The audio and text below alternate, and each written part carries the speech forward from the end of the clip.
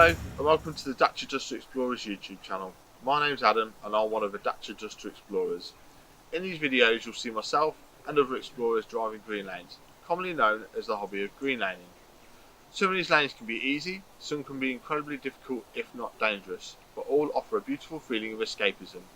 If you have any doubt about the green lane you're driving, get out and walk the lane first, making a mental note of places to turn around if needed and thinking about strategies to overcome difficult sections, because reversing after a failed attempt to get along the lane can be incredibly difficult and very risky.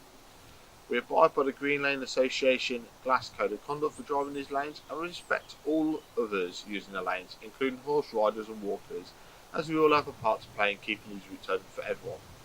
If you're thinking of green laning yourself, please consider joining the Green Lane Association to help fight to keep these lanes open and to help you understand more about this hobby. They also have a Trailwise 2 website which will significantly aid in your planning. Please don't forget to like and subscribe to the YouTube channel to get updates on new videos and check out our previous massive video collection. For more information head to the website www.dacia2explorers.co.uk, and finally, thanks for watching, stay safe and enjoy your trips.